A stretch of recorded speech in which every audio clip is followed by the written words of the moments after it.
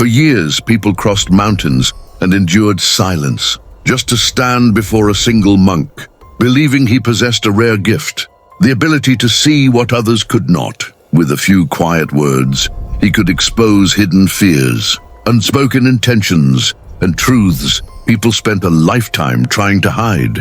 Travelers left changed. They felt they had finally touched true wisdom.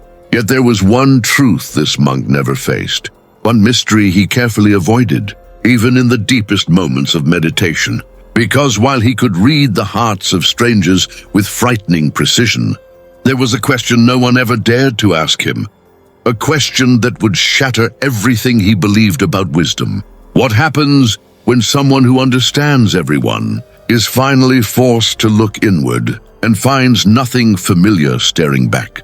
Before we go deeper, if this story resonates with you, consider joining our community. The monk lived in a small wooden shelter at the edge of a quiet valley, where mist clung to the ground each morning like unspoken thoughts. People came from distant towns, carrying questions they couldn't ask anyone else, believing he possessed something rare, the ability to see what they tried to hide. He'd sit across from them, his posture still, his gaze calm, and within moments, he'd name the fear they hadn't spoken aloud. He didn't need confessions or long explanations. He simply knew, as if their souls were written in a language only he could read. And they left lighter, convinced they'd met someone who understood them completely. His reputation spread quietly, the way true wisdom often does, through whispered recommendations and grateful testimonies. A woman came to him once, carrying guilt she couldn't name, and he told her, "You're not mourning what you lost. You're mourning who you were before the loss." She wept, not because he was harsh, but because he was right. A young man arrived angry at the world, fists clenched. And the monk said simply, "Anger is easier than admitting you're hurt." The young man's shoulders dropped, and he nodded, silent. These moments became the very fabric of his life, his purpose, the thread that held his days together. But there was something unusual about how he worked. He never reflected on what he said, never reconsidered his words after someone left. He'd finish a conversation, rise from his seat, and move on to the next task, sweeping the floor, preparing tea, or sitting in meditation. His routine was precise, almost mechanical, as if each action protected him from something he didn't want to face. Other monks admired his discipline. They mistook his silence for enlightenment, but there was a subtle distance in his eyes, like someone looking through a window, rather than standing in the room. And no one ever asked him about himself. Not really. They asked for guidance, for clarity, for answers about their own lives, but never about his. He became a mirror that reflected everyone else's truth, so polished and clear that people forgot. Mirrors don't create light, they only redirect it. He was loved, respected, even revered, yet somehow invisible. And perhaps that was exactly what he wanted, to be seen as wise without ever being truly known. The more people he helped, the more hollow he felt, though he never admitted it, not even to himself. Each conversation followed the same pattern. Someone would arrive troubled. He'd offer insight. They'd leave transformed. And he'd feel nothing. Not satisfaction, not peace. Just a quiet emptiness that settled in the spaces between his words. He told himself this was detachment, the kind ancient Taoist wisdom praised, but detachment isn't supposed to feel like absence. True wisdom begins with knowing yourself, yet he spent every waking moment knowing everyone else. His spiritual routine became a kind of performance, flawless but empty. He'd wake before dawn, meditate for an hour, recite teachings he'd memorized years ago, and prepare himself for the day's visitors. But meditation, for him, wasn't about inner silence. It was about maintaining control, keeping his thoughts organized, his emotions filed away. He never let his mind wander into uncomfortable places, never sat with the questions that had no easy answers. Knowing others is intelligence, but knowing yourself is wisdom. And he'd chosen the easier path without realizing it was a trap. There were moments when the silence felt too loud. Late at night, after everyone had gone, he'd sit alone in the dim light of a single candle, staring at the flickering flame.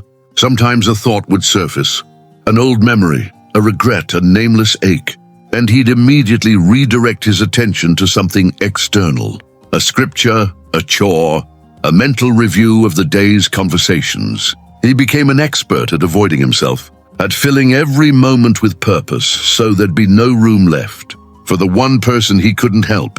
Self-knowledge is the most difficult journey, and he'd spent years pretending the journey didn't exist. And the strangest part, no one noticed. People saw what they wanted to see, a monk who had transcended ego, who lived without desire, who existed purely to serve others. They never realized he wasn't serving from fullness, but from fear, not from wisdom, but from the terror of looking inward and finding nothing familiar staring back. His entire life had become an elaborate distraction, and he was too skilled at reading others to realize he'd stopped reading himself. Then one autumn, an old man arrived at the valley, so quiet and unremarkable that most people didn't notice him at first. He didn't ask for guidance, didn't seek counsel, didn't even speak much. He simply existed in the spaces between things, sitting beneath a tree while others rushed past, watching the wind move through the grass, present without demanding presence. The other monks assumed he was just another traveler passing through, but he stayed, and his staying felt intentional, as if he'd come for a reason no one had asked about yet. The monk noticed him, though he tried not to. There was something unsettling about the old man's stillness, the way he seemed completely at ease doing nothing. Most people who came to the valley were searching for something. Answers, peace, relief from suffering.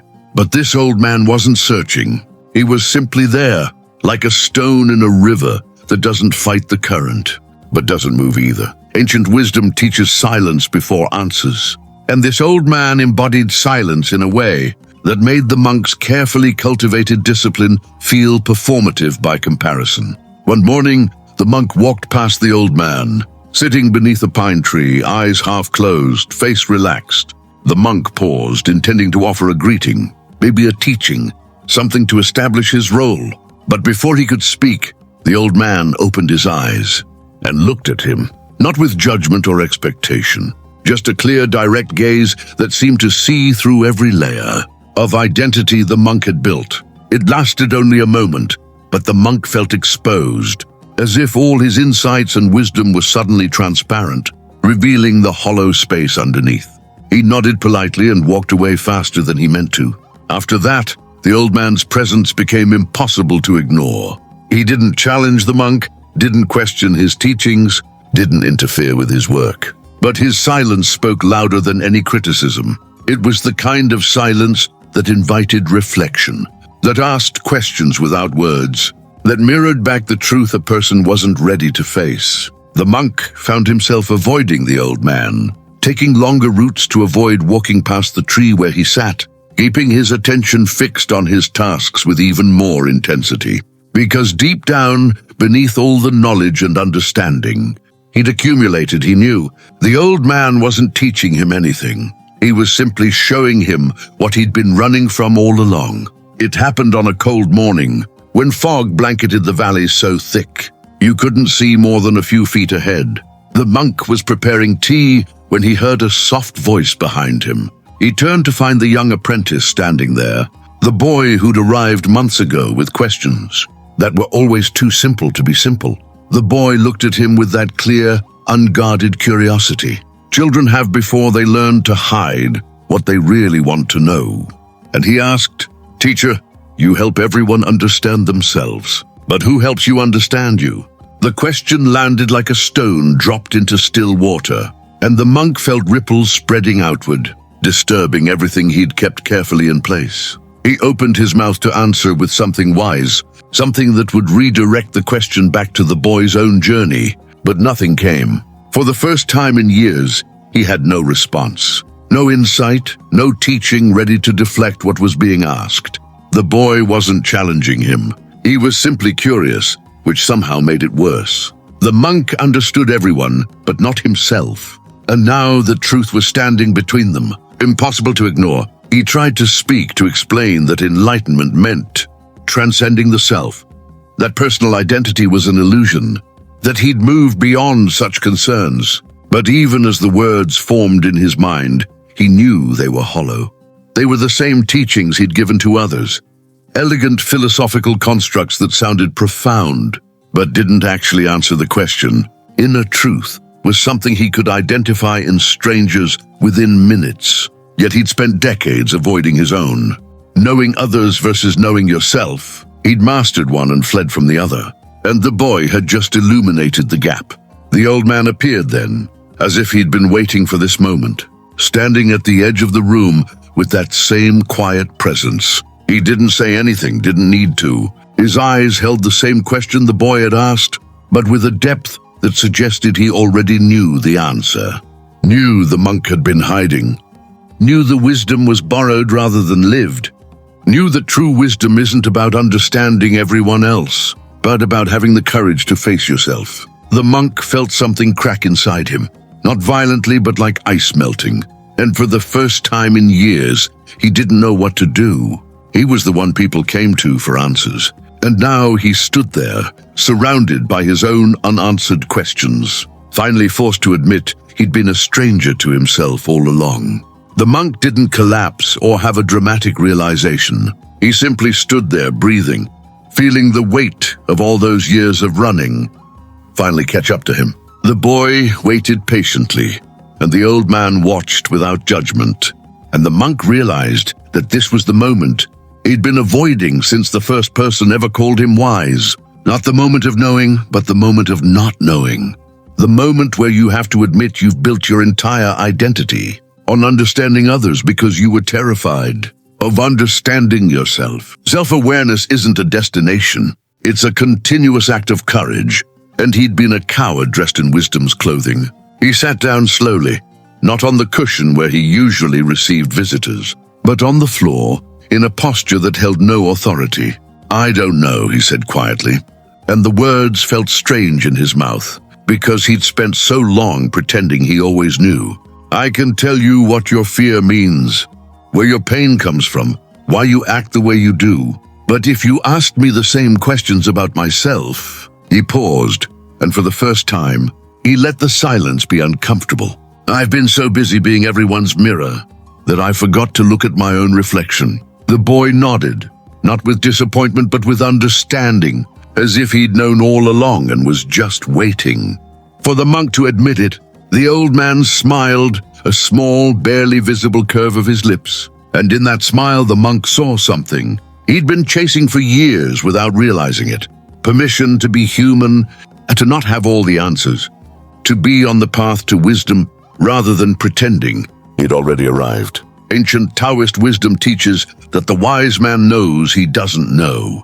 And the monk had spent decades performing knowledge to avoid admitting his ignorance. What happened next wasn't a transformation. There was no sudden enlightenment, no profound teaching, no moment where everything made sense. The monk simply began the real work, not the work of understanding others, but the much harder work of sitting with himself, asking the questions he'd spent years deflecting, feeling the emotions he'd intellectualized away. Inner peace isn't about having answers. It's about being okay with not having them, about sitting in the discomfort without needing to fix it immediately. And as the days passed, something shifted. He still helped people who came to him, still offered insights when asked, but now he spoke from a different place, not from certainty but from shared uncertainty, not from above but from beside, because he'd finally learned what he'd been teaching all along, that knowing yourself isn't about finding who you are, but about having the courage to keep looking, even when what you find isn't what you expected. The old man stayed for a few more weeks, then left as quietly as he'd arrived, his work done without a single lesson given. The boy continued his training, but now the monk asked him questions too, listened to his observations, learned from his simplicity. And sometimes late at night, the monk would sit in meditation, not to avoid himself, but to meet himself, to practice the spiritual awakening he'd been guiding others toward without ever experiencing it himself. The journey had just begun, and for the first time in years, he wasn't pretending it was already over. So here's the question I want to leave you with. How many times have you become an expert at understanding others while avoiding yourself? How often do you give advice you don't follow? See clearly in someone else's life, but stay blind to your own patterns? Maybe you're the friend everyone calls for wisdom, the one who always knows what to say. But when you're alone with your thoughts, there's only silence and discomfort. The monk's story isn't unique, it's universal. We all run from self-knowledge in our own ways. Some of us stay busy, some of us help others. Some of us build identities around being the wise one or the strong one, so we never have to admit we're scared or lost or unsure. But emotional wisdom starts when we stop performing and start being honest. When we trade certainty for curiosity, when we finally ask ourselves the questions we've been asking everyone else. Honestly, I ask myself this every time I write these scripts. Am I just sharing wisdom or am I living it? Would you keep running? Or would you find the courage to sit with the discomfort? Drop your thoughts in the comments. I read every single one, and honestly, sometimes your insights teach me more than I could ever teach you. And if this story hit you the way it hit me, don't keep it to yourself. Subscribe, hit that notification bell, and share this with someone who needs to hear it tonight. Because wisdom isn't about having all the answers. It's about being brave enough to ask the right questions.